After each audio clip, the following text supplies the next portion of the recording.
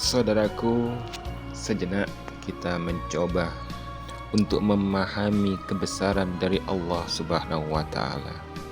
Demikian pula dalam memahami realitas di sekitar kita. Logika kita juga mengatakan bahwa binatang dan tumbuhan juga diciptakan oleh Allah untuk manusia. Apakah hal-hal yang mendukung ke arah kesimpulan tersebut? Marilah kita amati satu persatu. Pernahkah kita berpikir, kenapa pohon mangga berbuah sebanyak itu? Untuk dirinya sendiri ataukah untuk siapa? Kalau hanya untuk kepentingan pohon mangga itu sendiri, agaknya dia tidak perlu berbuah sebanyak itu. Katakanlah pohon mangga perlu berbuah untuk menyambung keturunannya. Maka kenapakah dia harus berbuah ratusan? Cukup beberapa saja, maka sudah memadai.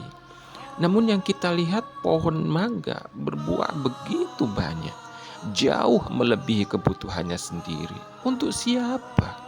Rasanya tidak mungkin untuk binatang. Kalau kebutuhan binatang juga tidak terlalu banyak. Katakanlah misalkan binatang yang suka memakan buah mangga, codot misalkan. Berapa banyak sih codot yang memakan buah mangga? Sungguh pohon mangga tidak perlu berbuah sebanyak itu, kecuali hanya satu jawabannya, yaitu pohon mangga memproduksi buah sebanyak itu untuk kesenangan hidup manusia. Kenapa mesti ada bermacam-macam jenis mangga? Untuk siapa semua itu diciptakan? Jawabannya hanya satu, untuk manusia. Buah-buahan bukan hanya mangga, ada ribuan jenis buah di permukaan bumi ini. Dan cobalah lihat, semuanya berbuah demikian banyak. Terlalu banyak kalau hanya untuk kepentingan pohon itu sendiri. Durian, jeruk, jambu, kelengkeng, rambutan, semangka, apokat, anggur, dan ribuan lagi jenis buah yang ada di berbagai belahan bumi ini. Semuanya diciptakan oleh Allah untuk kesenangan dan keperluan manusia.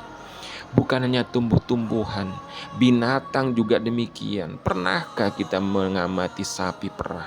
Dan pernahkah kita juga bertanya, untuk apa dan untuk siapa sapi perah itu menghasilkan susu sedemikian banyaknya?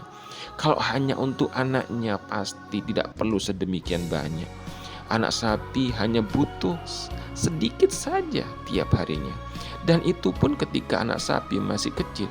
Ketika sudah dewasa, anak sapi itu tidak butuh lagi susu dari induknya.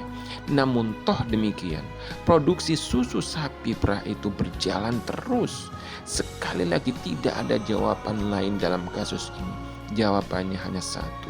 Semua itu diciptakan Allah untuk manusia, supaya manusia memperoleh minuman bergizi darinya, supaya manusia mendirikan pabrik pengolahan susu, dan supaya muncul lapangan pekerjaan baru di mana manusia lantas bisa berinteraksi secara dinamis dalam kehidupannya.